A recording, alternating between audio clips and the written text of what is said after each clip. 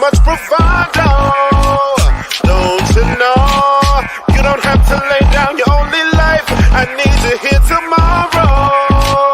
Is martyrdom the only philosophy? I can set you free from all that seems to bind. Years ago, you threw the key into the darkest nights, then hit the light to follow.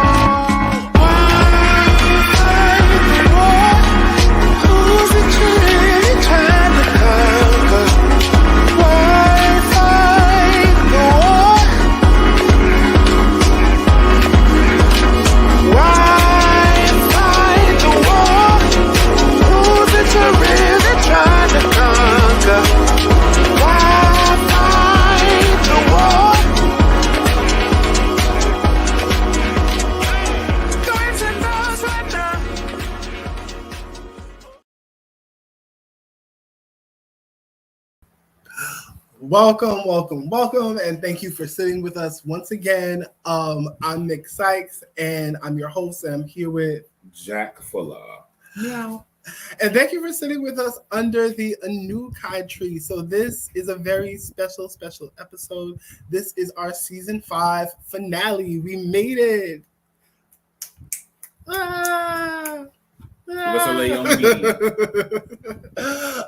We got a very special episode. So tonight's topic is decolonizing your politics. So this is the last episode in our Decolonize Yourself series. We did, I think, 4 decolonization episodes. We did decolonize your sex. We did decolonize your entertainment. We did decolonize your religion. And now we're doing decolonize your politics. Thank y'all. Y'all made this an awesome season. We had like so many different struggles this year. It's been crazy from when we started in April up until now. So thank y'all for rocking with us. And if you rock with us, you will want to continue to support this podcast. So give me all your money, and I will take you higher. Give me all your money right now. Okay. Make sure you support this podcast. You can go to anchor.fm/aNvKai/support, where you can support our auto-only podcast available wherever podcasts are streaming. And you can donate anywhere from 99 cents like up to $5. Or if you want like exclusive bonus content, behind the scenes footage, a special shout at the end of each show. We have merch. Make sure you check out our Patreon at patreon.com/aNvKai tree. We have 4 tiers, so you can be a Leaf member all the way up to a branch member, where you can give up to $10 a month, and you get all that extra stuff like shout outs and merch. So some really, really cool stuff. If I do say so myself. Really cool. So make sure y'all check that out and see what we got. So without any further ado, let's get into today's show. So we always start out with the leaf, and that's where on the aNvKai tree we sip the tea and read the leaves. And we're going to introduce our guests for today. We have Elliot Ray Lassi, and they're here to talk about politics with us. So what's up? Tell the people who you are, what you do, where you're from. Elliot, what it do?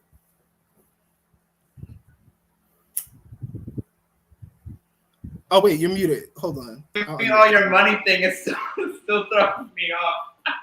You gotta listen to that song. That's Beauty. It's off of aNvKai Genesis. It's stuck in my head. Yes. Hi, I'm Elliot. And so I just introduced myself very gently, very quickly. I used to live in New York. I currently live in Puerto Rico, where I continue to be a musician, a dancer, and a genealogist. And Jack and aNvKai invited me today, and it just dawned on me again that it's the season finale. So thank you for inviting me. This is really, really special, and I'm honored and humbled too. A little embarrassed because it's so fun, but like such a cliffhanger conversation to end with. I love it. I like what you're setting up here. Yeah, funny.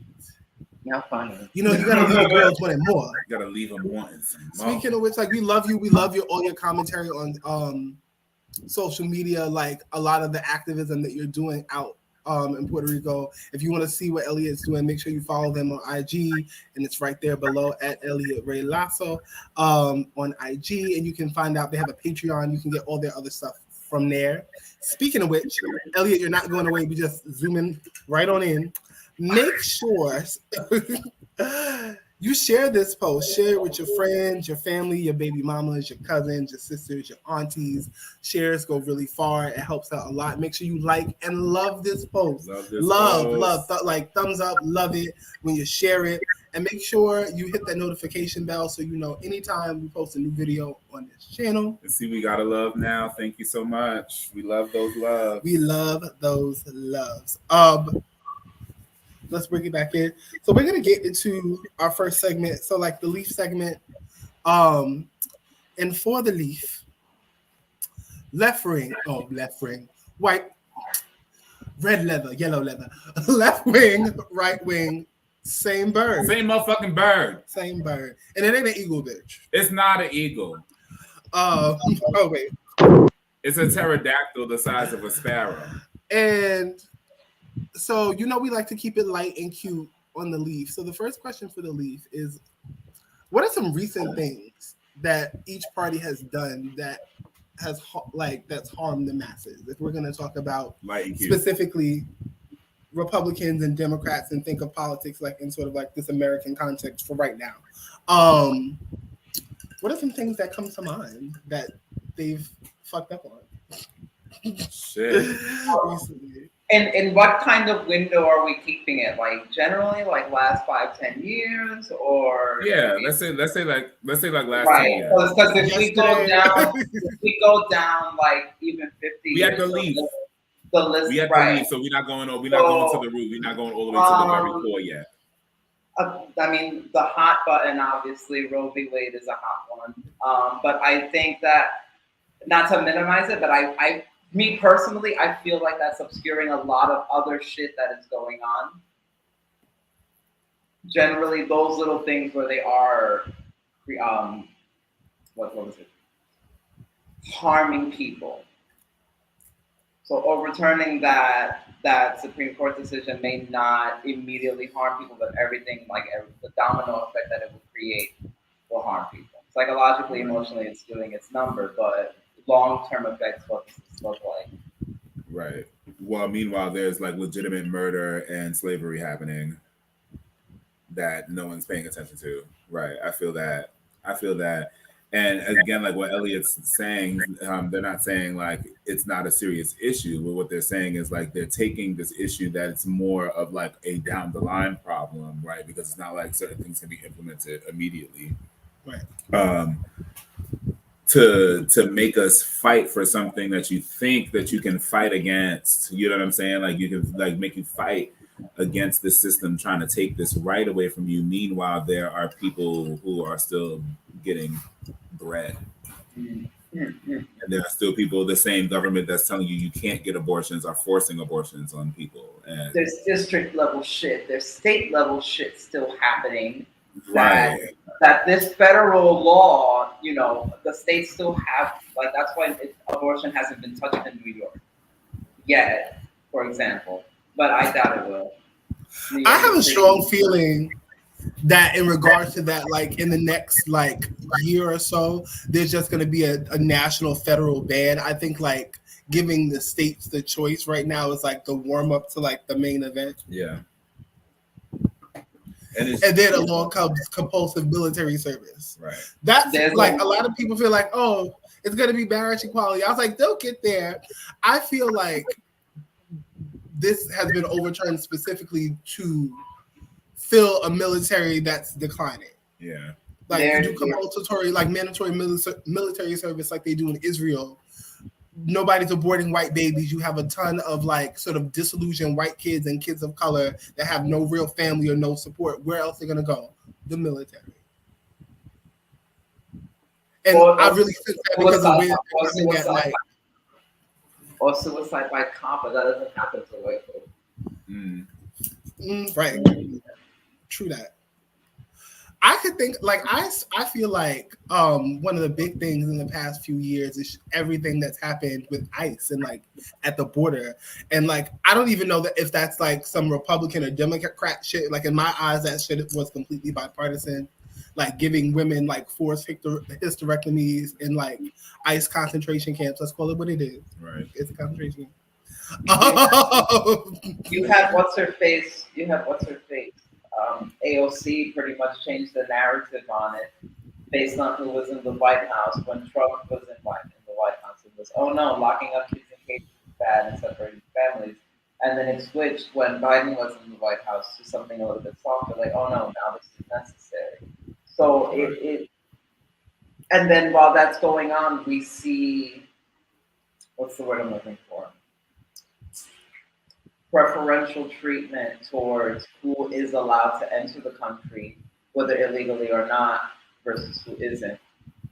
So there's still people from the Dominican Republic and Haiti who are still pretty much washing up on boats, if not in Florida and Puerto Rico, and they send them right back. I've met people who work the Coast Guard who have done it, that they've had to like, oh yeah, just a couple of weeks ago before shortly this happened. So it's weird. It's really, really weird. So, but what they, from their experience, is saying is people of all colors, especially when and that's not the truth. Right. By water, I could imagine. By water, I could imagine because you just sweep all these people up and just. That's not true. And I have like a personal story to that. Like I know a white Irish person who was here undocumented. Their rent went up like with COVID, like all this shit like messed up. They couldn't afford where they were staying. They couldn't even afford to get home. And they literally walked to an ICE facility and was like, take me, deport me. And they were like, no, we don't do that. And he was like, what? He was like, no, like deport me. Like I'm not documented. I need to get home. And they were like, and they literally refused to deport him. But would anybody else be deported in that situation? You tell me. I mean, I don't know. I don't know anybody. No, like yes, I don't know anybody. I mean, from my community, from my like, respective communities, I don't know anybody who would willingly go to ICE. Right. So I don't know. I don't know what that avenue in the flow chart looks like. People do a lot of shit. I feel like that is the biggest thing. Like, I mean, it's hard for me to track like we were talking before, like, you know, it's tracking politics. And I think one of the major steps in decolonizing your politics is just literally stopping. But tracking politics is a lot, tracking every law and every lobby and every action that the government is taking on our own land when, like, I don't know, the shit that's happening overseas is the real face. You know what I'm saying? Like the shit that they do here is horrible, you know, for sure. But it's like just not horrible enough to mask the shit that be going on everywhere the fuck else. So it'd be hard for me to just be like, oh, this is one thing, but it's like the continual slave trade in Syria. Like I would argue your first point that what they do overseas is the real face. What the United States does overseas, they practice on their own people first. I would say for sure. I say black people, and I say they definitely. Well, in the American lens, we're all American, right? Yeah, right. We're all. I feel like they definitely show. I feel like for us, it's like when they do it to us, they go, okay, so we're gonna fuck you, and it's not gonna be any lube, right? But like with everybody else, they'll just be like, rah, rah, right? They take the horny goat weed and some Molly and shoot about 10 grams of heroin and call it a night. Okay? And shoot and force you to do Tina overseas. Oh my god! And be like you enjoyed it, right? And you like, well, my body couldn't fucking help it, but I hated it the whole time. Over here, it's a sedative. We're not even awake to feel the pain. Shit, look at Afghanistan. Just raping. Yeah. It was. I mean, I guess we answered the question. It's hard, when you see this thing as one bird. It's hard to be like, oh, the Democrats did this and the Republicans did that, because you understand They work together at this point.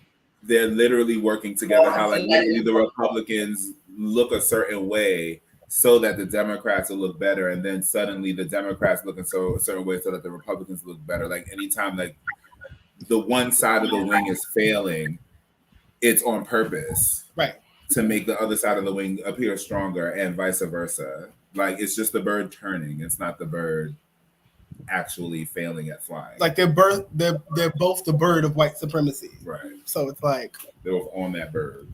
Oh, and people out there, we got a couple people watching. We love your comments, your commentary, your questions. If you have questions, like feel free. This is an interactive show, so I know we get like wax poetic up in here, but y'all don't feel like it's not like a watch and listen type thing. Like say what you want to say.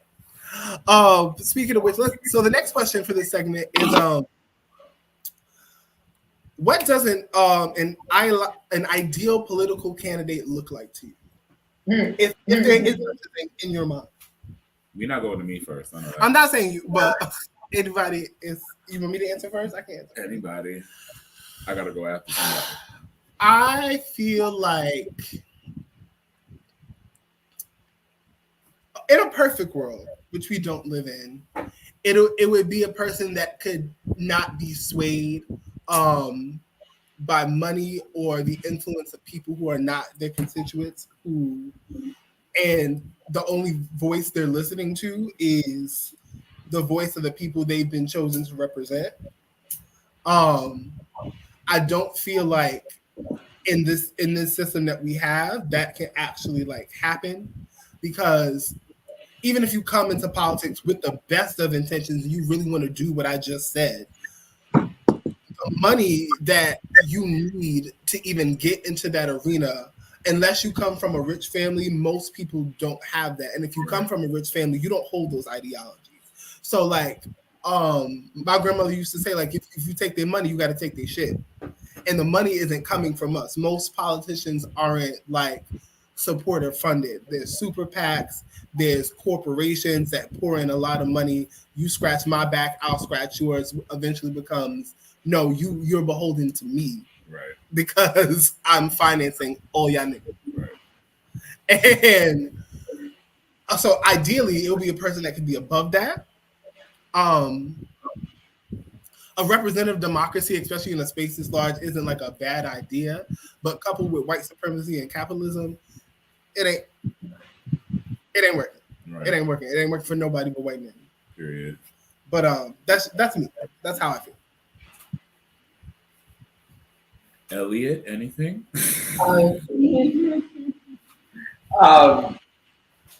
Looking back, I try to understand what about a couple of leaders we had in the past at that moment, not now, but at that moment we're convinced that they're the answer. So the only time, and then looking back, I don't really see anything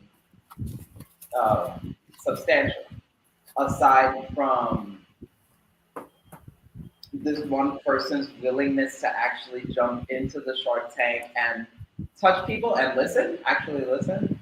But girl, ideally the only person that I'm what was that? Ideally, the only person that I experienced that with in my timeline was Bernie. But then that died instantly once I got an understanding of the larger machine and how things like Zionism work and all those other things.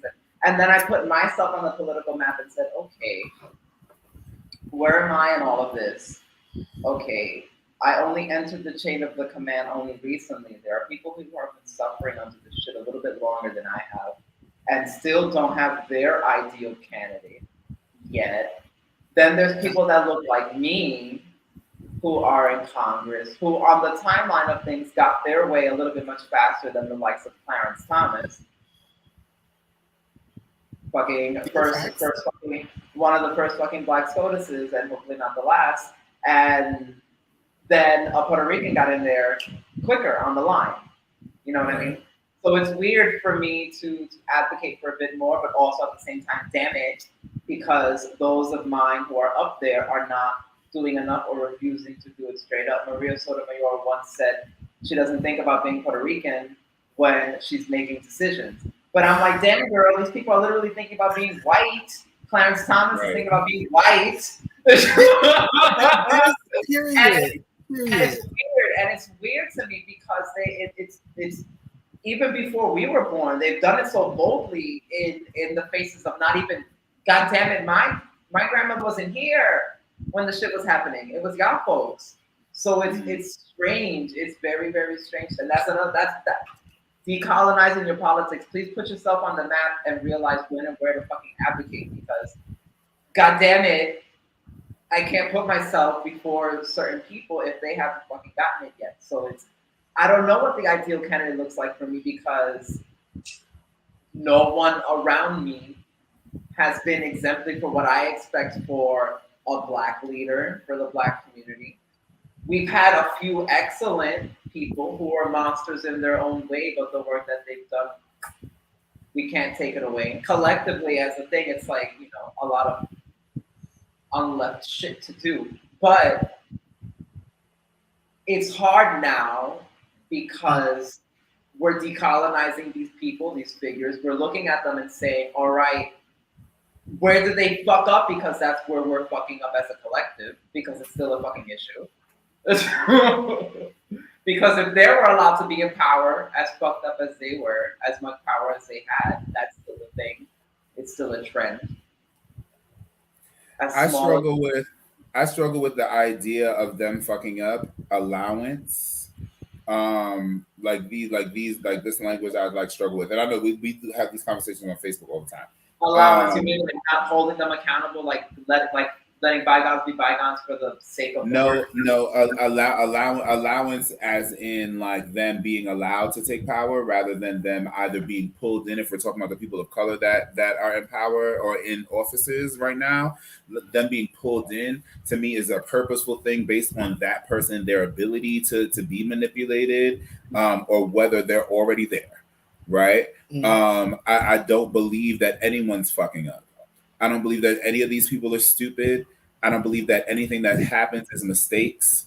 I don't believe this is a system that runs off of everything that's happening. This is how the system that we're in runs, right? So for me to answer the question, what would need to happen is each people with a political point of view that is towards liberation, right? If we're talking about an ideal candidate, right? And for me, y'all know I'm not a reformist, so it's like liberation means like the cage has to literally come down, right?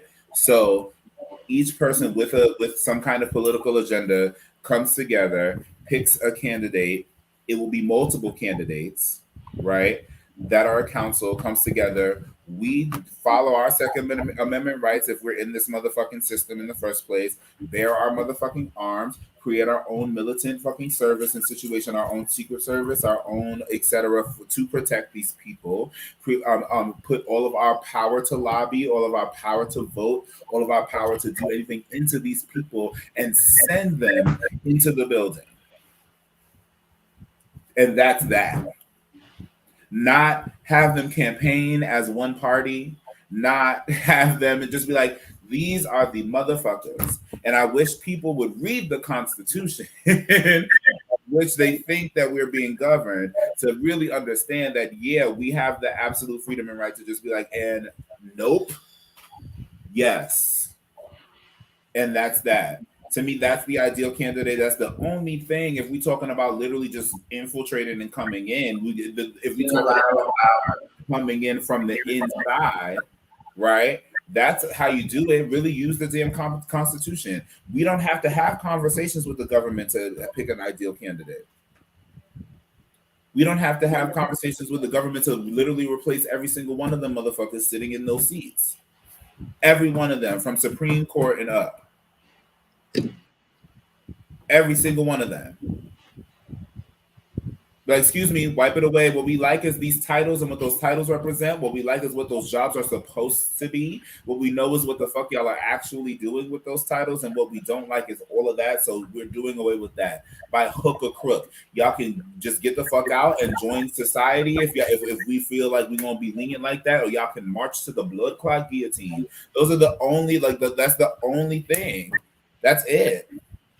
Otherwise, what are we doing? Otherwise, what we're saying is that like we like everything else about the system. It's just the injustice that we experience throughout it, and not recognizing that quite literally those injustices are the things feeding the things that we supposedly like.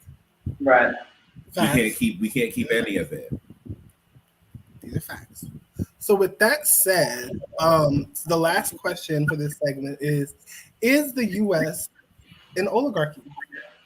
Absolutely not. That's what I was reading. I was like, yeah. An oligarchy in disguise she was. and what I'm asking is for us to act like it. We're mad, but that's an opportunity. There's mad shit that we are seeing that we just like suffer, that we opportunities. Like that's an opportunity. We suffer like again, if it gets said every episode from here until the end of time, it will be said. I will never forgive y'all for how y'all missed the opportunity with quarantine. We literally should have never gone back to work. We literally should have never paid rent. Y'all stupid motherfuckers in this whole petition to cancel rent instead of just stopping paying. What is wrong with y'all? Okay, now that was said, another opportunity. Oh, it's an oligarchy. It was said, oh, it's not our money, right? Because that is funding these people, right? In the ways, right, that we are not ourselves saying, hey, I'm taking this dollar and putting it into this candidate. In that way, it is valid. The ways that make it invalid are the ways that I need y'all to understand me right now. Absolutely, we pay. Absolutely, it's our money. The people that pay the people that run the shit don't have money if we don't pay them. It is us paying them. How does Jeff Bezos get the money to be able to make these things the way that he wants them? By us fucking continually buying from Amazon, by us continually buying in general. Who knows what else he has stocks and bonds in? You know what I'm saying? Like, we think that these niggas, we talk about them owning companies and think about them owning companies as the way that they make money. Yeah, this nigga might own fucking Amazon, but why wouldn't he have stock in McDonald's? Why would he just own it? Why wouldn't he put a little stock in there? Why wouldn't he put stock in Apple? Why wouldn't he put stock? Like, come on, like all of these things. You boycott Amazon. You think that's the only way this nigga's making money? No, that's ridiculous. We have to literally be against paying money for it all, for every single bit of it. You think yes, Amazon has its deals with Whole Foods, right? So you think that there's no other food source situation that he's got his hands in? Word. So you think literally, okay, I'll just go to the grocery store with my money. No, even that, cut it out. Stop paying. And pay into the people that you're like, we need money. Okay. So, hey, since we stopped paying, this White House doesn't cost a thing, does it? Ransack. Get the fuck out. Guess what? Boom. Hey, babe, we just bought the White House. Y'all needed some cash, right? Here the fuck it is. We just bought the White House. Oh, wait. Because we've been sitting on our fucking dollar the whole time. And disclaimer, we here at the aNvKai, we do not support violence against any government facilities in any way. The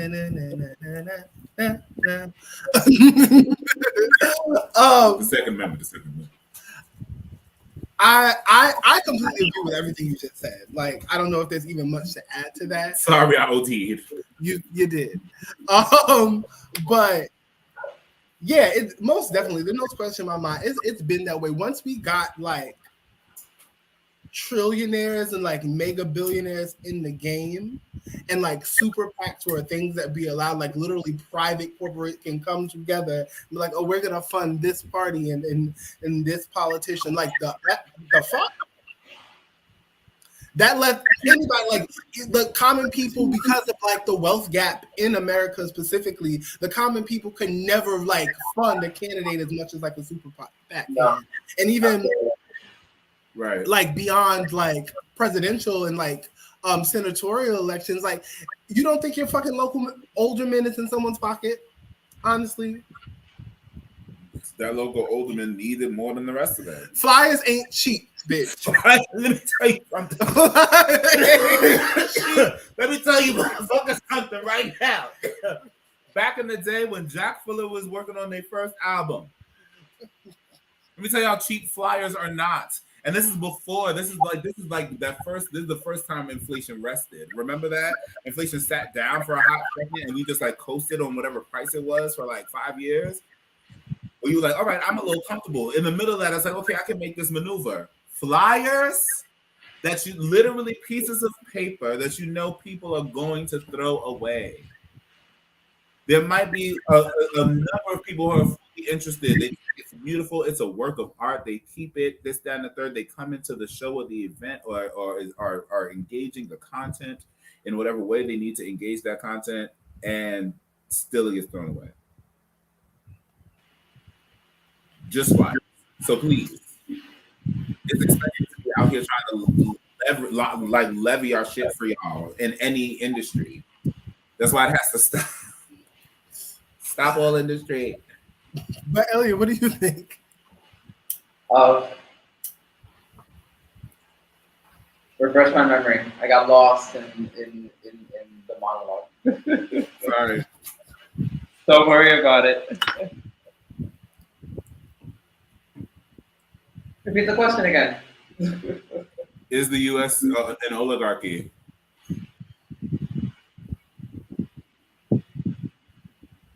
That's a rhetorical question, yeah. But for me, I'm curious about when that started happening. I don't know when. I don't know if there was a moment. The mid-90s. I don't know if there was a moment that I could say that it turned. You think it turned in the mid-90s? Like truly, full-fledged, like the people have no power. The mid-90s. Like once companies could be like, okay, we want to start busting up these unions. Like once that whole right to work. So then when did that put it after the Second World War then? Huh? When did that push it back to the Second World War then? Or at least after? They didn't have the power though. Like unions had the money to even fight against the people that they worked for enough to like push back. When it actually happened, I knew that like, oh, there's no like it's been solidified. They had the closed door meeting with the hoods and robes, and it's lock and key. All right. I see that. I can't necessarily refute that.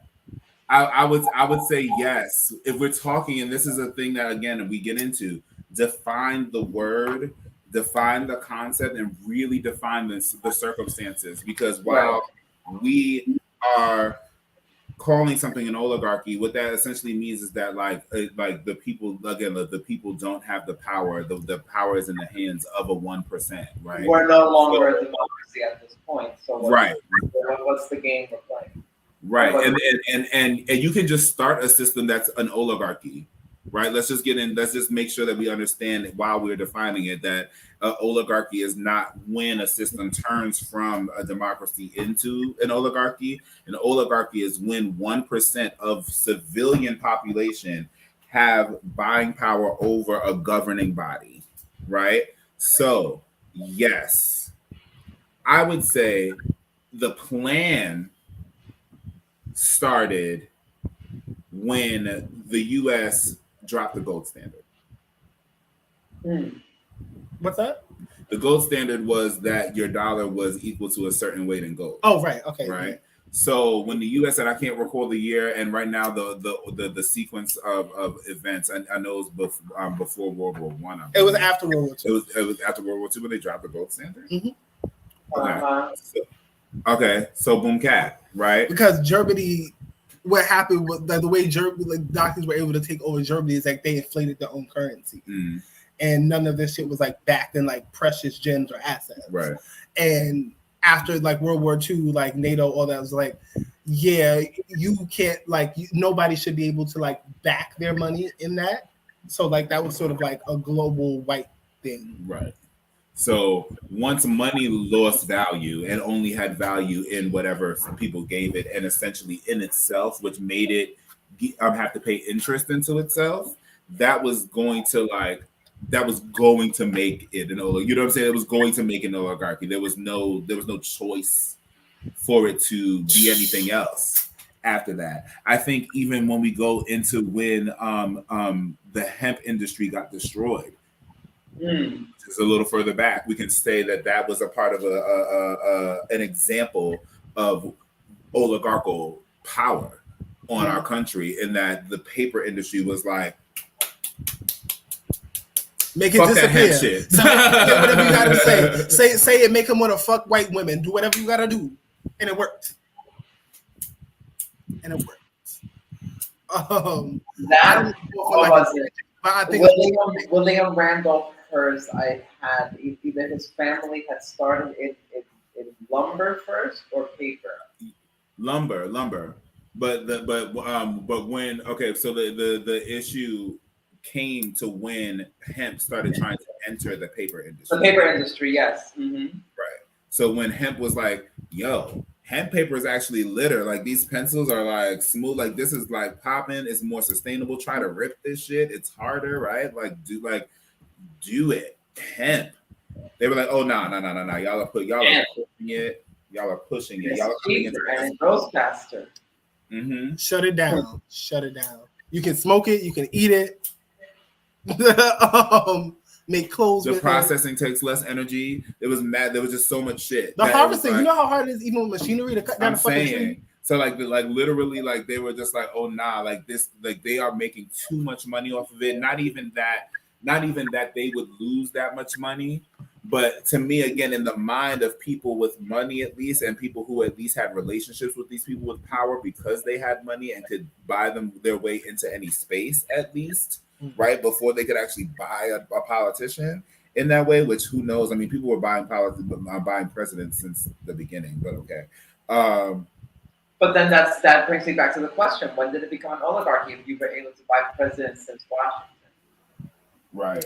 I mean, it was always a figurehead type thing. It was more like buying a president then literally meant getting them to be your mouthpiece. They wasn't moving no mountains. Say again. Say that one more time. The gloved hand, basically. Oh, yeah. Right. All right. I think okay, so that was a lot of tea. I'm kind of full. So let's get into the trunk.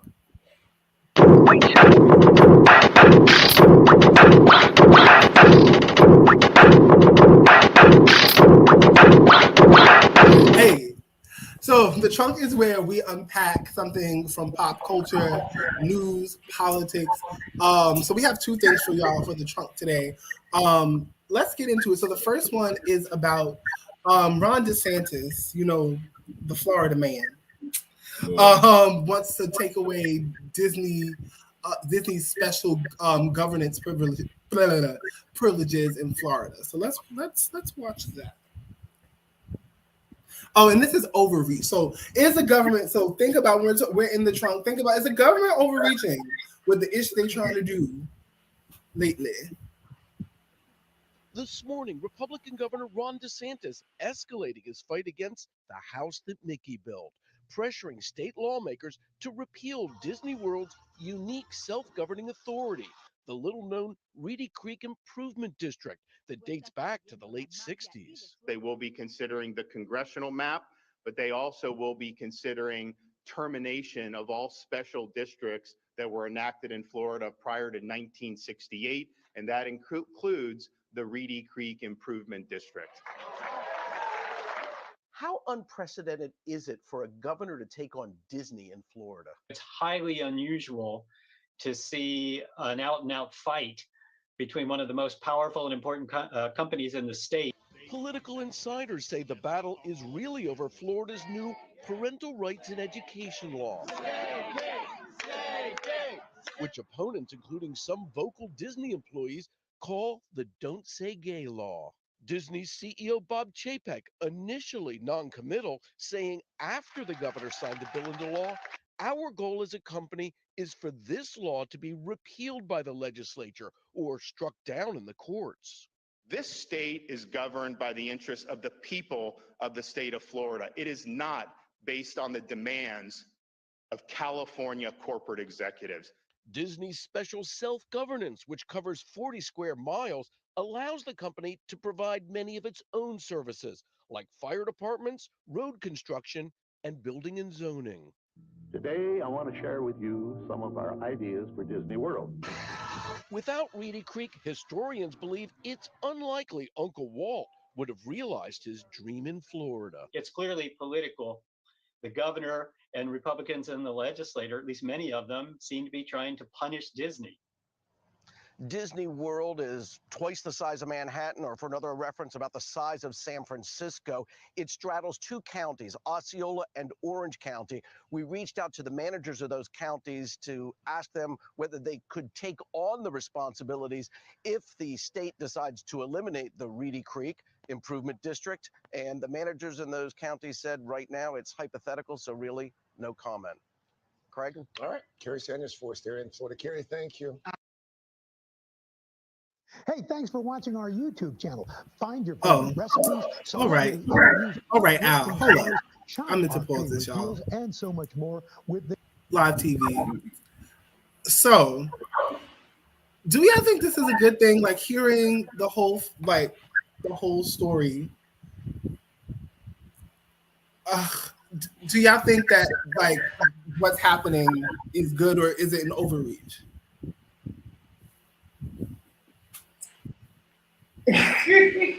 Anybody can answer first. I can go first if y'all want.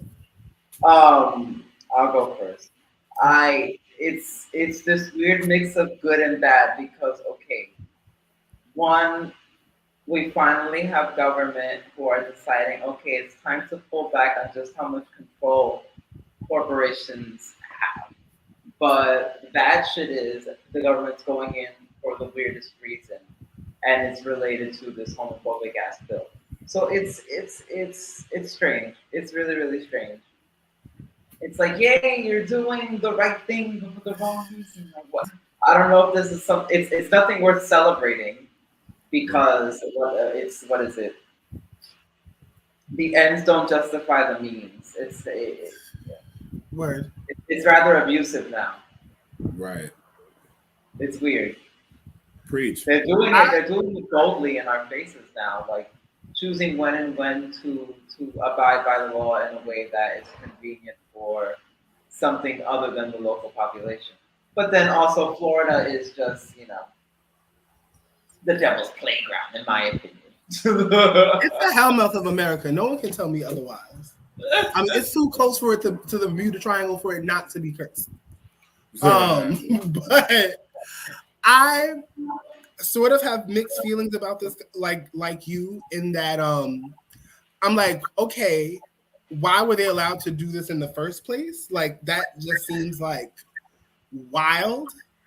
But I also considering that like Disney takes care of like the fire department and like the road services and the water for that whole area, and there are residential properties in that area too. I'm like, it's saving y'all money. Like that's like twice the size of Manhattan. Like that's a lot of land that y'all don't have to worry about taking care of. So like I'm just like, and especially like with the economy being it is, like the way it is, I'm like, is now the time to do that just to like slap Disney in the face and be like, oh, fuck y'all. Y'all can't tell me what to do. I'm the governor. Like, okay, cute, but not right now. Right. Not right now. Because y'all, like, I don't think y'all could afford it. First of all, y'all can't afford it. And what y'all are going to literally have to do in order to afford it is not going to cause the thing that I think that they want. So I'm here for it in that like it's dumb and it might wake the people up a little bit, but I'm also not here for it because there'll be people who are pacified by the idea that you guys presented, which is like, yeah, like, okay, so like they're doing something that seems like they give a little bit of a fuck about like caring about their own land, you know what I'm saying, at the very least, you know what I'm saying, it's like it is still American soil. But there's an attack on sovereignty that I'm seeing, and Right. I'm concerned about that because what that does is make it so that at some point they can just be like to sovereignty in general, and there'll be no safe havens on this land. Like, well, that's not unique. That's not unique to now. Oh yeah, no, for sure. For sure. The United States is built on that relationship. Period. But recently, yes, it's like this new idea of if I have the means, and the means usually is money, to purchase an amount of land and then also create legally, because what Disney did was nothing illegal. He just said, listen, I want to recreate zoning laws because what I want to do architecturally is not allowed right now. And I don't want anyone to tell me no. So we just purchased large pieces of swamp that were maintained by the government and just kept on buying and buying and buying and building and building and building and maintaining it in a way that self-governs, because he was also like in this Frank Lloyd Wright sense obsessed with self-governing micro cities.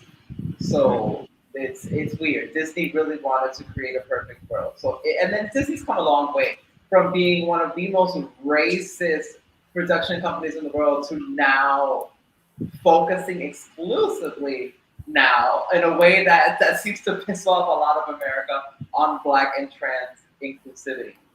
In the cutest way, in the most subtle, like, oh, there we are. I mean, they know where their bread is buttered. You don't want to piss off the gays. And, they're like, and that's really, like 25% of their bottom line. And there's only so far you can push the blacks. Like we are the whole bottom line. So it's like I still see it as a capitalistic ploy, but it's like it is cute. It's cute. But I agree. I think micro cities are like would be an important thing in the upcoming fucking battle. Even just like not even physically, but just in terms of like way of life and trying to live and how living is going to be different, are going to be so important, and they're definitely working to take those away. Like this is like them saying, even if you got Disney money, if we pull this off, which of course they probably will, there's nothing stopping us from being in your life, you know, and you're gonna have to be beholden to our systems, and that's the fuck it, you know. Disney is so fucking magical. You in there walking miles. I was just thinking all day, and then you get to the fucking hotel, and that's when you feel it.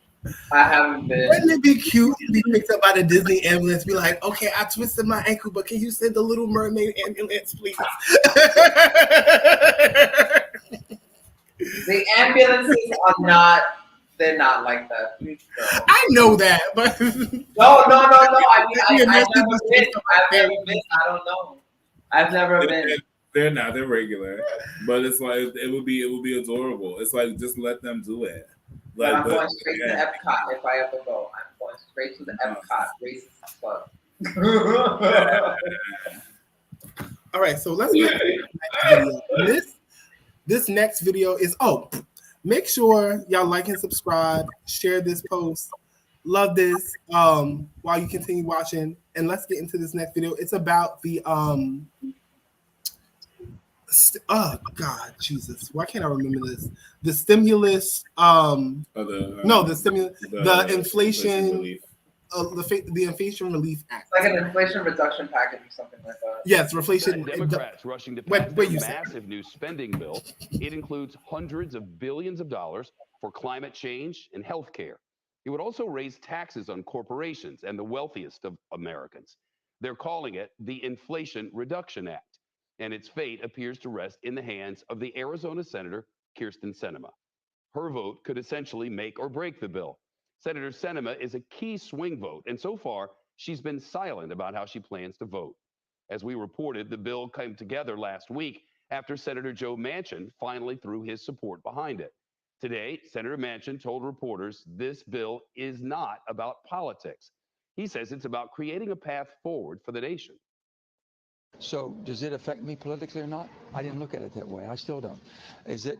People said, well, this is a Democrat bill, Republican bill, or a Green bill. This is a red, white, and blue bill. Honest to God. That's all it is. It's an American bill. Now, the Senate Majority Leader Chuck Schumer says he's trying I to get can't. lawmakers I'm to weak. vote on the bill before they go on recess this month. CNBC senior congressional correspondent Elon Moy's with us. Is that going to happen, Elon, a vote? Yeah, Chef. Well, Democrats are determined to vote on their new health and climate package in the Senate this week. Lawmakers are still combing through the text to make sure that it complies with the Senate's arcane rules.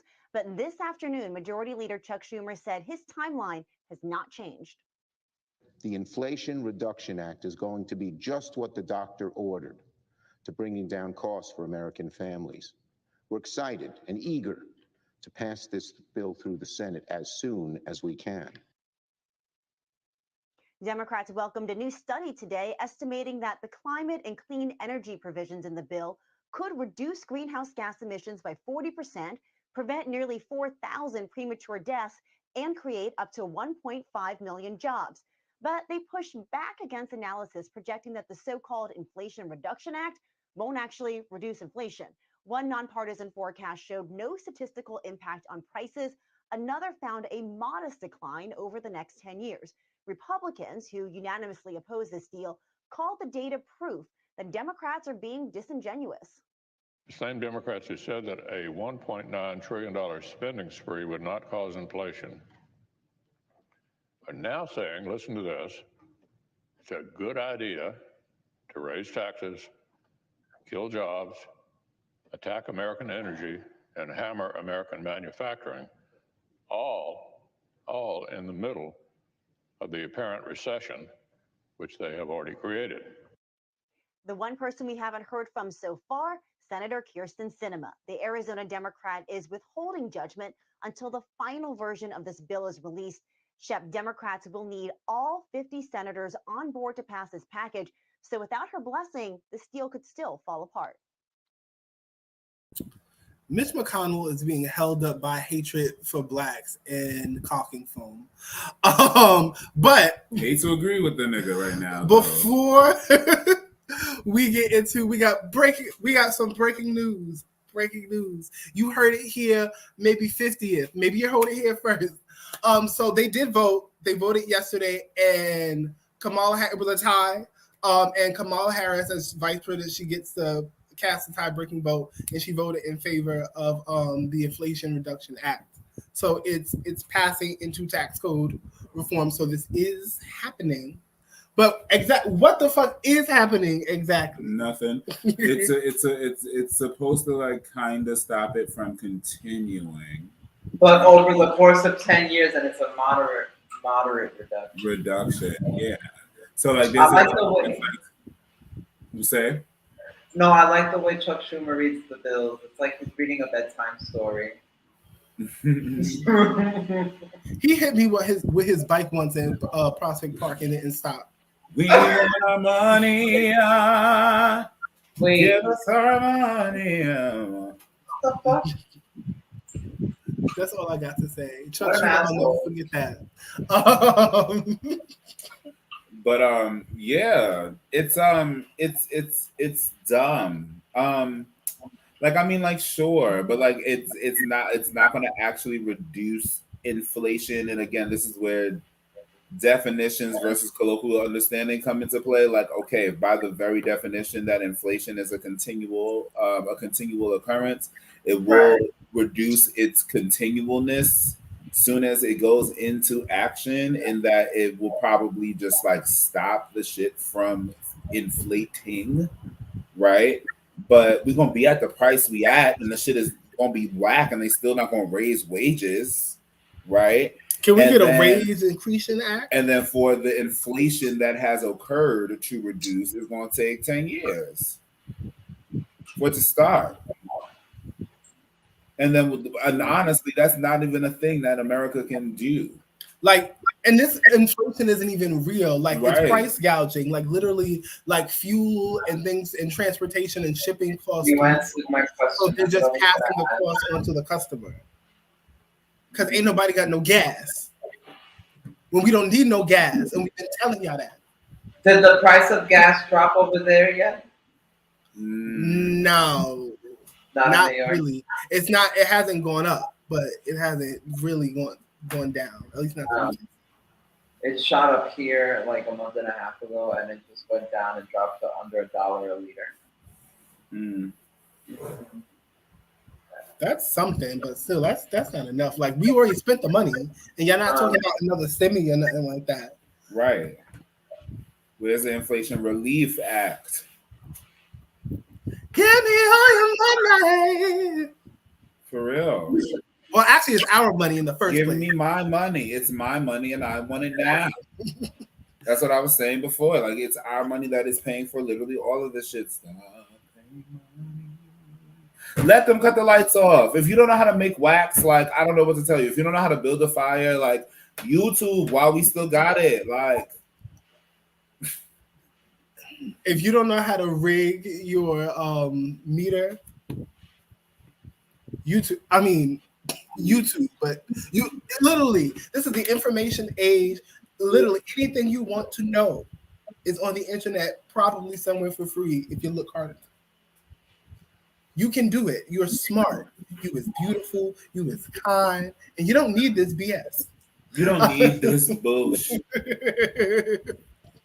None of us. And really, I feel like no, I'll save it for the root. Never mind.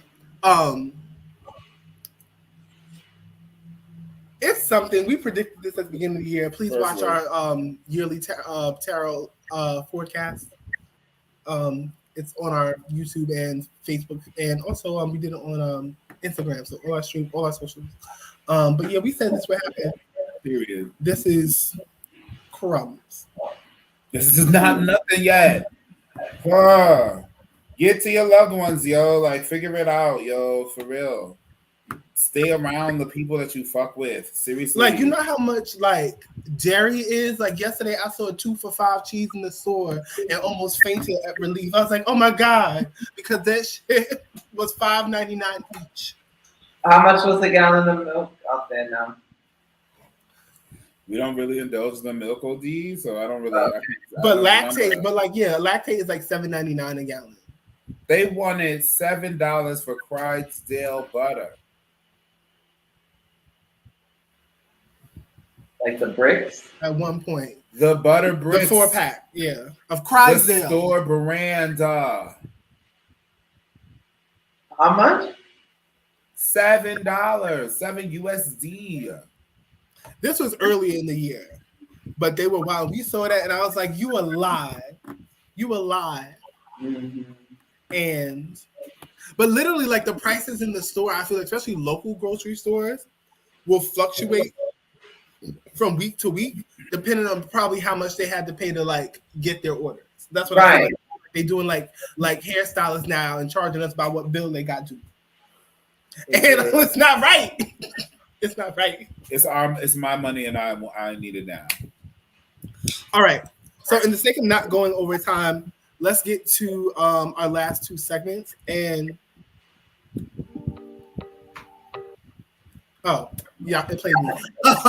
This is the root where we get to the core of what we're talking about today. So, like, and thinking about decolonizing our politics, the core of this is, what can we do? What can we give the people and tell them, like, how do we choose better leaders, working with what we got, and even within our own communities and like interpersonal groups, not just on a national level, but it starts in your house. Like, what can you do, like, to make sure, like, your baby daddy ain't shit, or even like your local congressman or like people on the school board. Like, how do we choose better leaders? Where does it start? You gotta build them. It's hard. It's hard. It's very hard because everyone sounds so nice from afar, you know? Like, the song sounds so pretty. It's beautiful. It's beautiful garbage. Then when you get up close, you really start to smell it. But it's good-hearted people enter the system, and it just rots them from the inside out. You know, or they already go in corrupt. And like the power and the influence. They just like to fuck around. So I don't know. It attracts mostly the wrong people anyway. The game. Right. So, like, if there are people that genuinely went in there trying to help OD and then got corrupted, like I'm sorry that like I don't validate your experience on a regular basis, but for me, it's what Elliot just said. Like there had to be something in you corruptible. There had to be something in you that they clearly chose or clearly see would choose yourself over everyone else. Everyone. Right. There was something, you know what I'm saying? They knew that individualism had been implanted in you so deeply. That makes me want to go back. When we talk about decolonizing your politics, first step is to take politics out of the individual mindset, right? That's difficult to do when we're constantly politicking in order to survive. That's hard to do when literally we see people's political career as politics. So we're like, oh, the politics that Obama had to engage in order to get his seat in that political position, right? So again, in how we define and utilize words, we need more words, folks, until we can live in this labelless society. We got to be stricter with the shit. When I speak of politics, I'm talking about how one thing is going to affect the masses, right? So, and what that, whether that be a decision, whether that be a mindset, whether that be a bill, law, act, whatever, right? Trump is a good example of that. Right. He never made really a racially based law. It was just his personality and what he spoke about on his own spare time that just it struck people. We can look back at Trump and I can't wait 10, 20 years from now when there's like a lot of interesting deep dive political discourse on Trump, because that is something that we're never gonna understand. Probably not until we're old people. Like, what the fuck happened? What happened? For real? They thought they could plan him. It was a plan and they were wrong. And now I think that they had contingencies in place that went according to plan. I do agree, but I think a lot of that ish was off the rails, but it was entertaining.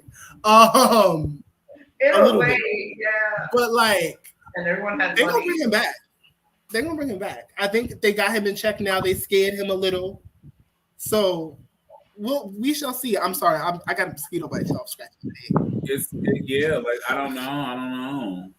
Like Trump is a perfect president in my mind when I'm thinking of this actual government. You know, like Trump is America. Trump is literally America. So like I can't like I don't see him as like fat, orange, and foul mouth. Like it's real. Like what? Bolden since forever. Actually, okay, his hair is not representative of America. We got some good weeds over here. That's a disgrace. That's black people, so I don't know. That's black and indigenous people. That's Hispanic people knowing how to put the roros in. That's us. That's not even America. But the white people steal it. Right. So for you not to take advantage of the good hair, un-American. I cannot deal. Yo, I don't know. Yeah, I think you build them. I think the only way you choose a good leader is to build them. You find a child that's really about it, and you give them all of the shit that they need. This motherfucker needs a fucking Secret Service from the second that you're like, this is the child. And you've got to, as a community, understand everything that a child needs, which includes freedom to do weird shit, right? And because children have to do weird shit. I don't know if you've ever just seen a child. They do weird shit and they got to do it. Or, you know what I'm saying? And all the education they're in, and then all of the training that it takes to be a leader. Like, you can see it in children when they're like really ready to be like, and give them the space and grace to be who they are. Right. That's what I'm saying. And like, whatever that really means. That's what I'm saying. You've got to give them that and give them the training for leadership at the same time. You got to instill the charisma, but they need the confidence to hold that charisma in the first place. So you have to, like Pat is saying, give them the fucking freedom to be themselves so that they know where that charisma comes from and then are able to utilize it. They need levels of militancy. They need many things, right? That most children, you know what I'm saying, might not, you know what I'm saying, get like go through and maybe shouldn't go through. But you gotta give them a child's life so that they don't resent the community in the first place, if for nothing else, for the selfish reason of just not being resented, right? And for the reasons of allowing the training to actually do what it's supposed to do, for you're making a human that knows what human needs and is going to walk side by side with humans and making sure the shit gets together. And again, I think that from every nation except the Fire Nation come together and it will, I think it'll be however many nations there are, one child for each nation, come together and come in front and be like, this is what it is, and this is where we at, and this is what we're doing, and this is where we going, and that's point blank period. This is how we're getting there as a literal unit, and then when we need to split off and do our separate things culturally, this is how we're doing that. This is how we're engaging each other. We're engaging each other like we as people, personal people, engage each other as leaders. Yes, and that's yes, that. Yes, absolutely. Like those interpersonal relationships, and that means talking about the bullshit and not sweeping it under the rug, in house, in community, everywhere. The passive aggression is not working for anybody. Two things. Complete concur, but also to the people watching on our individual Facebook pages, I see y'all commenting on my phone. For whatever reason, StreamYard and Facebook like hate each other. Facebook is just not, they update that it's too much. And like so we can't respond, but we see you out there interacting. We know you're watching, so thanks for showing the love. Another objective of this was like to sort of break this apart. So it's like, what are some ways, and you really spoke to that, what you just said, that we can rethink what community-based power looks like? You answered that question just now, more or less. But what about you, Elliot? It looks like Disney World. So what are some ways we can rethink what community-based power looks like?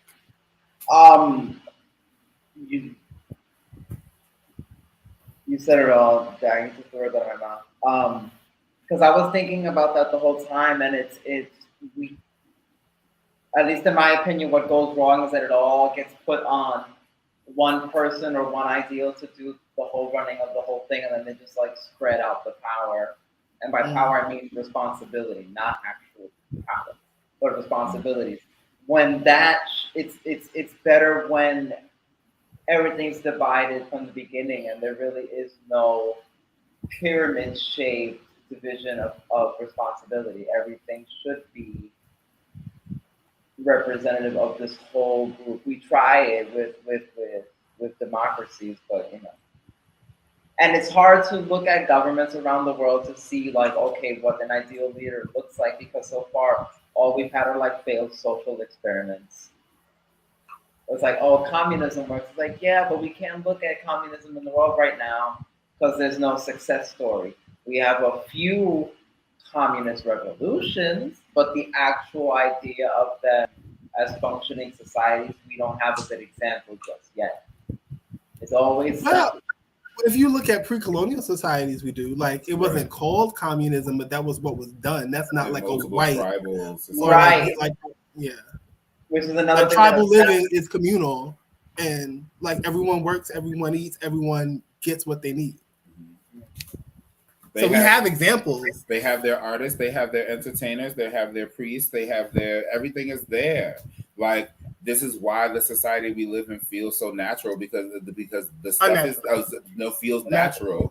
Because the stuff that we have developed is indeed there, right? But now we gotta pay for it. And now what you could afford is it's indicative of the quality that you're gonna get. Right. I don't know a single a juju person worth their salt that enjoys taking anybody's money for any work that they do.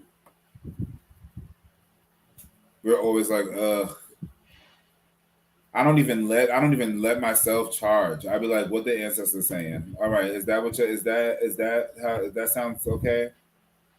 Like, all right, if they're like, can we go lower? Be like, can we go lower, y'all, please? It's funny watching people's face when you sit there and you're tired and you're beat and all you got is a cup of coffee and half of the freaking cigar left, and they're like, okay, so what do I owe you? And you're looking at like, girl, I'm donation based, and they're like, no, I can't do it. It's like, I only live as a capitalist because I have no choice. Period. Right. That's why I be so mad. But I would move towards things where there are no currency, where the only thing is just barter, or the society is built in a way where there is no lack. So like, what is it? I'm learning about, what is it? Botanical sexism. So like they only planted male trees in the United States because they didn't want fruit-bearing trees. So people can't eat apples off the ground. But here, there's mangoes, fucking rotten streets of mangoes. It's insane. Plantain trees everywhere. It's everywhere. So this idea of self-determination, yeah, like this idea of lacking is really, really weird because sometimes it's manufactured, or sometimes no, because there's some places in the world where like there's natural drought and there's seasons of lacking and abundance and blah blah blah. But in other places, like in the United States, with so much arable land, there should not be this much lack.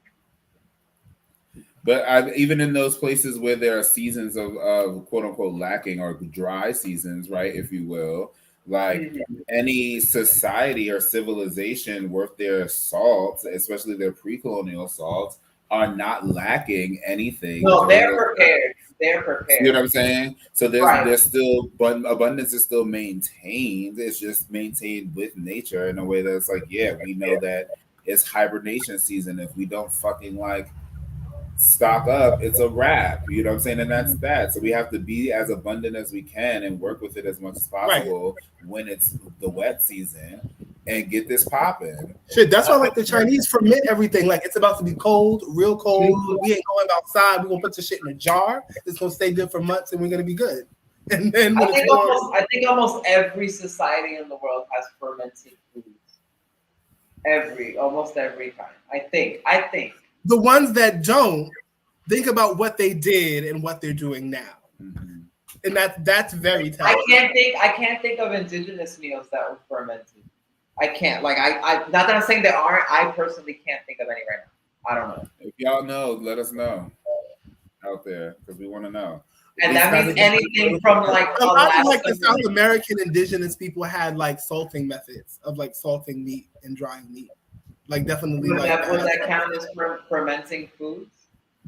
Yes, it's a curing process. I consider that a form of fermentation. But when I think of fermented foods, I think of like natto, slimy natto, or vinegar. Yeah, right. Alcohol, but I mean that goes to like certain levels of like, okay, like if they had, there might always be. There's always, I think, in most things that ferment, there's always that certain level of like alcohol content or like buzzy content. Right, so it's like if the as unprepared for a buzz as the indigenous people of this land were, there might not have been much. I'm not saying there weren't any. There's tons of mushrooms here, so you could do all kinds of weird shit. But I don't think they did as much, unless it was like sacred stuff. I think there might be like sacred stuff. I'm just getting. It could have been salt. You could be right about salting because there's salt flats everywhere and down it's everywhere.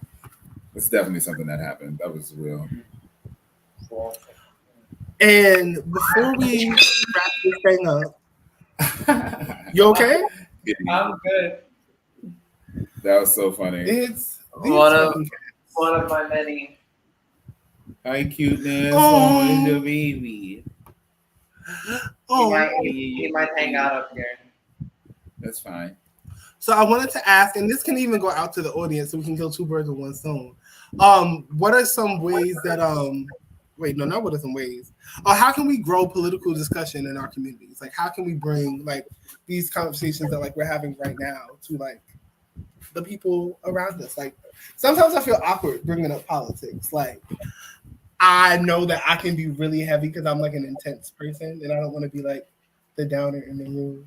You'd be surprised. Who's like, you'd be surprised who's apt to discuss it. And like, this is me owning at some points in my life I was ignorant, so like I wouldn't necessarily bring up certain discussions with like my local drug dealer because like, what the fuck is this guy talking about what the fuck is going on, you know? But then they'll mention something, and then I'll go, what do you know about this? And then they'll hit me with something. I'm like, oh shit, well then here, you watch this and get back to me.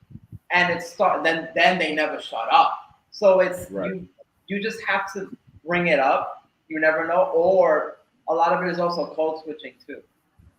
I'm not casual. It's my brothers, it's my younger brothers who bringing what's the word I would use? I guess it's like their first language, like Spanish and freaking APE was the first for them, whereas for me it was more of like learning to code switch right away. Like we speak this way in the house and then this, but using that, I kind of forgot a lot of that. So how do we bring up these discussions in our community? It's paying attention to wants and needs, and then figuring out what conversation starter could be the perfect point to like the point of departure for education, I guess. Or not even education, it's more of like acquainting them with what's going on, because everyone talks about the system, everyone talks about this, but it's really dense because the three of us know a shitload, and we're ready to drown this person, this poor unfortunate person, all this information. It's like, wait, we can't do that. We have to piece it, not because we think that their intelligence is beneath us, because it's so much. And it's so it's a lot to take in at once. A lot to take in. So how do we begin? How do we really begin? I guess it's circumstantial. If it don't fly, let it fly. So whatever is hot for that moment would be what we've spoken about, and then you start from there. Yeah. I mean, I guess for people who find themselves having to bring up political discussion, like I never have to bring it up. Like people are always trying to find out what I think about some fucking like state of the world, or like how people are doing. Like I constantly get into conversations about transness as a trans individual, of course. So it's like, you know, people will say things like, "Oh, well, you know, I accept you because you know I love you. I don't know necessarily what to call you or whatever, but like I love you. But like I don't know. Like sometimes I don't want it around my kids, or I don't want it around the children. And it's like, what is that? And they'll be like, oh, well, like I just want to know, like is this appropriate? Da da da da da. And it's like, well, literally, like, so I'll have to now go into a full-on political discussion and historical discussion about why even thinking that is ridiculous, and why like you as a person who deals with oppression shouldn't even be thinking in those regards. Like why, like how could you use that language as the same like language? It's not a simple answer. The question is simple, but it's not. It's a lot. And they never take the answer. Yeah, but nonetheless, like they just bring it up, you know, by virtue of my virtue of my being there. One time I was working for NYC Social, and one of the customers was like just talking about like random stuff, and then literally out of nowhere brings up Trump and brings up ICE, and I'm like, oh Lord, where did this come from? And literally they just be pulling you in. They just be pulling me in, and I'm standing there being silent, and then my white coworker is doing the work. You know what I'm saying? Like trying their best to just like not lose this customer's like enjoyment, and nonetheless like call them out for essentially being racist. And they were like, yeah, well, it's our country. And then like eventually I had to be like, but is it really though? Like, is it? I was like, you stole it. And he literally goes, well, it's ours now. And I'm like, so you gonna be mad as a person who stole it, whether somebody is trying to come back into a land that is theirs, that was theirs in the first place, and if they try to steal it, you're gonna like be mad? What are you gonna do? Instead of like be What are you gonna understanding do? and still fight for what you think is your property, but at least be understanding. Like, but that's that shit. They don't have no honor. Anyway, I feel like you also, with bringing like political discussions into your community, you can't be afraid to stir up some shit sometimes. And I know, like, I'm really a non-confrontational person. Like, it's hard for me. But like when you stir shit up, even sometimes just a little, it brings shit to the surface, and you find about things about like your community members, like people like your friends, your family, people around that you may not have known that can, like, truth is power, like knowledge is power, that can like help you empower them or like empower you with something to like the way you move, and that can help community function better, like eventually, just like knowing that. Because otherwise, like, it's just under the surface, and you don't know that this person even thinks or feels that way, and you're moving in a way that's oppositionary to that and around them, you don't even know that. Right.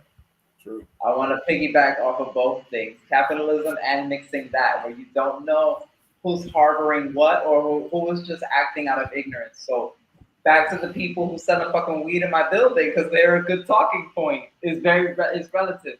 So there were a few trans girls that lived in the building. Huge building, 26 stories, like 400 apartments. It's a lot of fucking people. And sometimes they were in and out. A few of them lived in the building. And the guys would avoid them like the plague until one day I got one, and I'm speaking to him. I'm like, why don't you sell to so-and-so or to their friends? And, you could tell he was a little uncomfortable. He didn't outright say that it was transphobia, but it was, it's like, I don't know how to engage. So I kind of gave him like this prelude. I'm like, listen, some of the people in the community might have some things going on in their lives or just habits that make them predisposed to marijuana consumption. And you're turning down a large clientele and also just healthy relationships with people in the community. So what do you think about that? And he's like, really? I'm like, yeah, you never know. And plus these people might be looking for someone that they can trust in the building with as a safe space that they can bring their people and say, hey, this is someone that you can talk to. They live in the building, this is someone to work with. From that moment on, exclusively him. Every single fucking week with all the fucking people coming into the building. It was excellent. But it's also, it's weird because the more multifaceted the individual, the more of a custodian they are to this information. And it's like, do I want to make myself responsible for this person's education, and how much of a fucking tax is that going to be on me emotionally, mentally, spiritually? And is it even worth it? Mm-hmm. Sometimes it's not. Sometimes it's not. Sometimes you gotta protect your energy. With him, I felt it was, because 20 years of growing up with him, it's like, let me not do this, because they're clocking me walking into the building, not saying anything. Yeah. So I'm responsible to these people first before I am to people that live in my building. That's a word. And then looking back at it, it's like, it really was not that difficult. Overthinking it for nothing.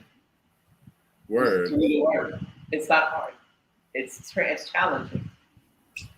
Yeah, and I mean, honestly, the conversation is not hard. It'd be, and conflict is not as hard as people want to make it. And I understand the need to be liked and like the want for peace.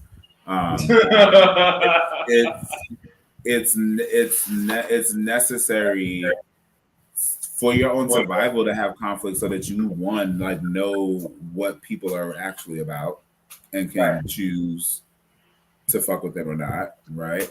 And two, so that you know the fucking cut of your jib. Like, you gotta know where, you know what I'm saying? Like, you gotta know your metal. You know what I'm saying? Like, you gotta know that, like, okay, if it pop off, not even on some fight shit, but if it pop off on some like this person is trying to come for me shit, like, Are you going to make a decision to either fight for yourself in this moment, defend yourself, or walk away, or stand there and let them be stupid? And are you going to be solid as fuck in that decision instead of being like, oh, I'm walking away and look all timid and actually feel all timid and still hearing all the screaming? That's why, like, really, I'm like, oh, really? That's what you have to say? Great.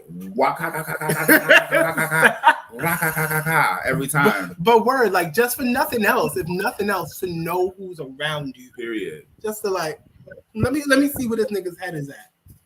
As people who are othered, black, from cishet to queer.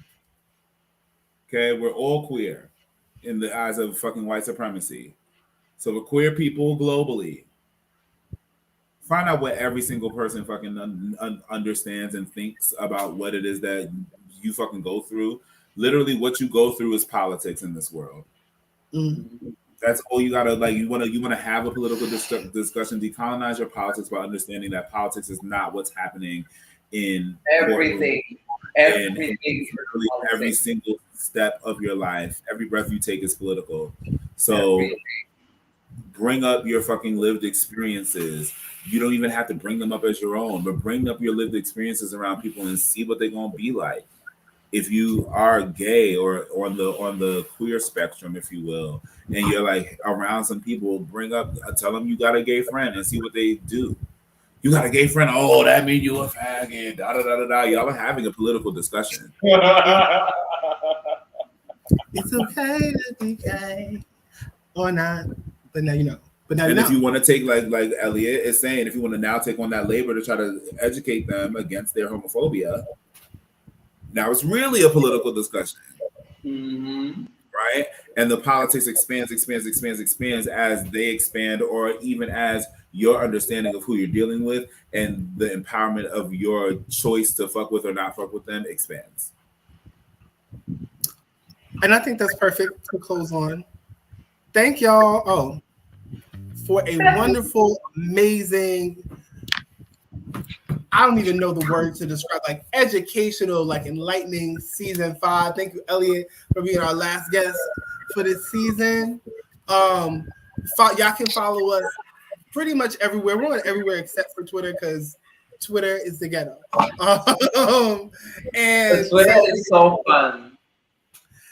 Twitter is fun as fuck. If you want to fight, like if you want to, days you want to fight, or you just want to go out and say some shit, yeah, I guess. But like, all the mean girls is over there. YouTube, Patreon. Make sure you check us out on patreon.com/aNvKai. On Facebook, on Instagram. We're available wherever podcasts are streaming. If you want to check out like the audio only of this, and we will see y'all in our other content. We have more projects coming out. We might be bringing back some things. We might not. You can check us out on the Sound Off and No Shade Old Tree. And until then, we'll see y'all next season. And I know you're so used to seeing the fashion low. Take shots from much bravado.